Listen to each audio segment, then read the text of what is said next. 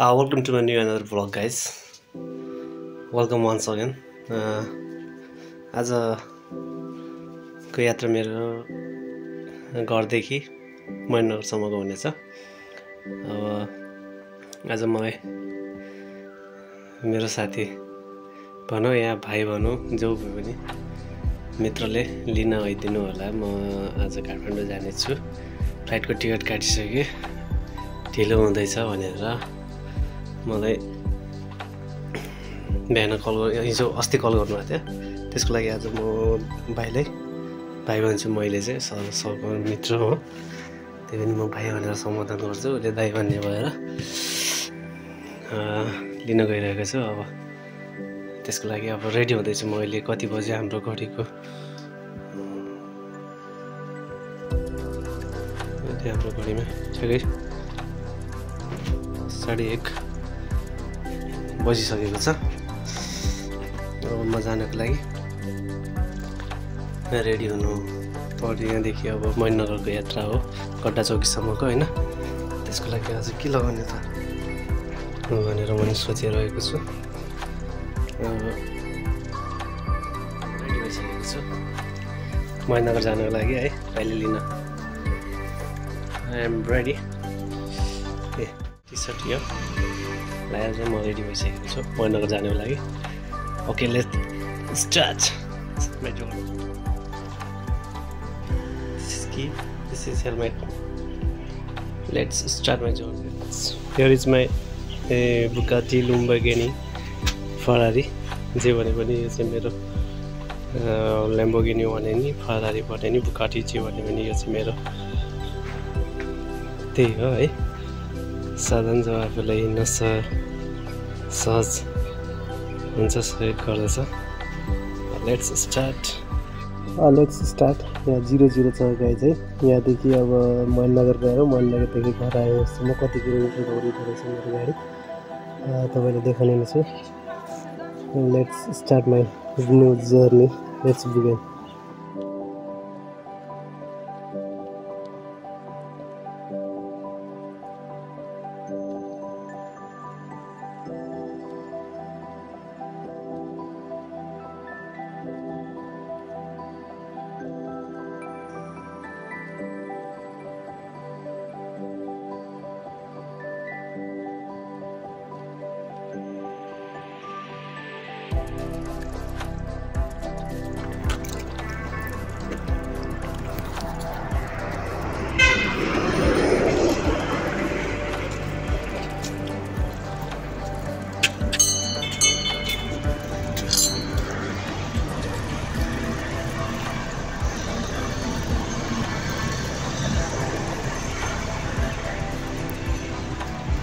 सक्नुहुन्छ गाइज, यो हाम्रो मन्दिर एकदम भव्य ठुलो।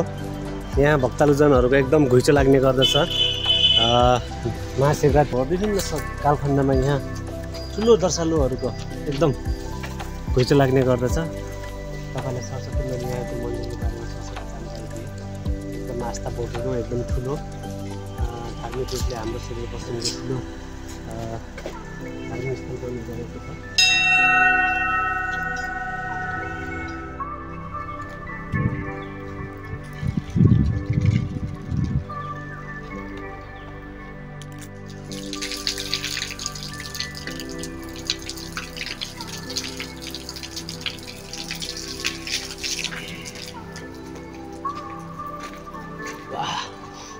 शिव नै धर्म हो गाइज। फाइनल्ली मन्दिरमा आएर पानी पिउनु पाइयो।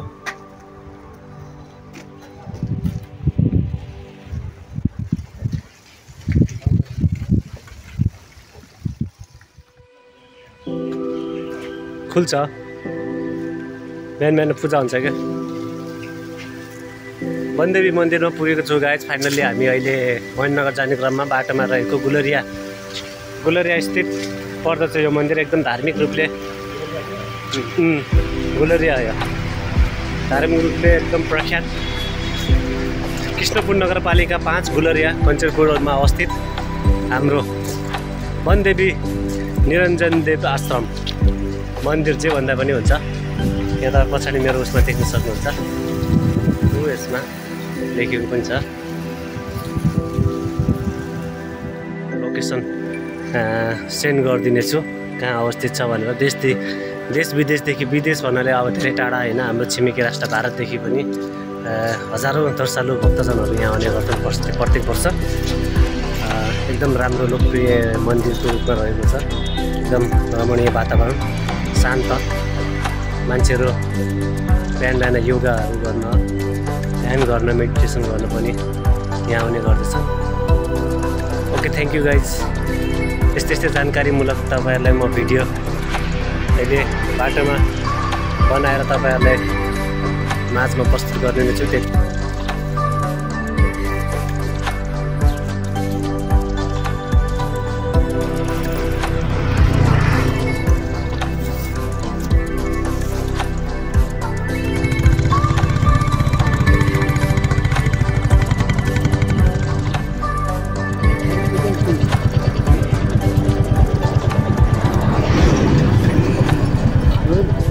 Very close to Mainnagar, 115 kilometre. 57 kilometre थियो मेरो घरदेखिको दूरी, अब 15 किलोमिटर मात्र छ। अब मेरो अघि नै भनिसकेँ, फरारी भयो नि, ल्याम्बोर्गिनी भन्यो नि, अब फ्युल पनि सकिन लागेको छ। फाइनली मेरो गाडी यहाँ देखाउनु त यहाँ कति चल्यो है त। मैले 0देखि स्टार्ट गरेको थिएँ, 38 किलोमिटर हामी पार गरिसक्यो, 38.9, अराउन्ड 39 किलोमिटर।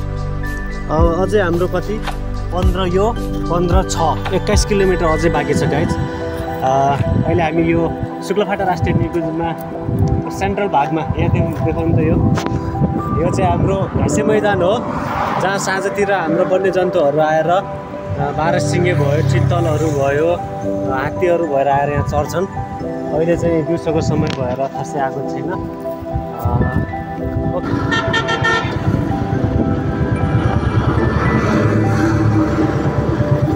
नगर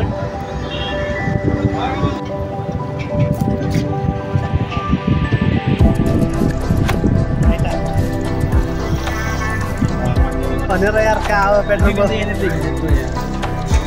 2-3वटा गइसक्यो, झोला सानै छैन। जाउँ ल।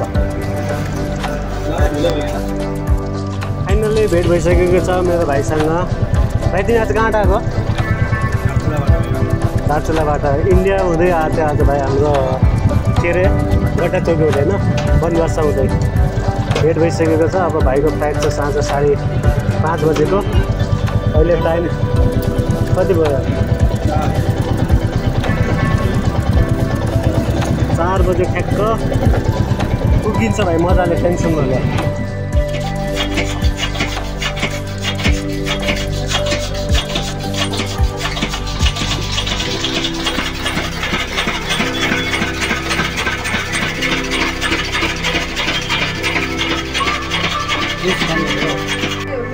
Take it. Say, cheers. Cheers.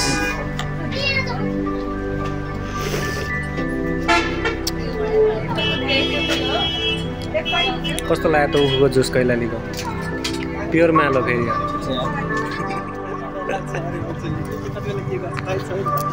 भाइ कहाँबाट मिठाई ल्याएको? ओके, अब चम्पावतको मिठाई पनि खाइन्छ फाइनल्ली गाइज है। मुझे काफल लिया तो काफल नुहुँदैन मुझे। काफल खायौँ यार, कति खायौँ? यति धेरै पठाइदिए त म घरदेखि एक छाप्रो म बिर्सिहालेँ। काफल मैले त चम्पावतमा टेस्ट गर्ने बेला 2-3 खाएको, टेस्ट गर्ने भने 2-3 खाएको। ल भाइलाई यहाँ एयरपोर्ट पुगिसकेको छु गाइज। मलाई पुग्नु पनि छुटिहाल्थ्यो यार, छुट्दैन यार भाइ। Finally we are here in Dhangadhi airport. छोडिसकेको छौँ भाइलाई हामीले। अब भाइ चाहिँ काठमाडौँ जानलाई रेडी भइसक्यो। अब हामी त घरतर्फ लाग्नु लाग्यो। अब कहाँ जाँदैछ हामी? अब घरतिर जाउँ जाली ठिक छ। जालीको एयरपोर्टमा अब आइसक्यौँ। आज मननगरको टुर पनि भइसक्यो होइन।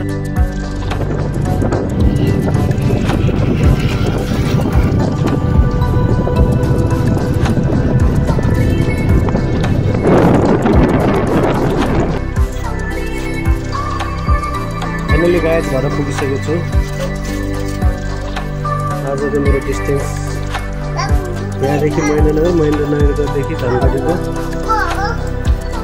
119 किलोमिटर आजको मेरो यात्रा।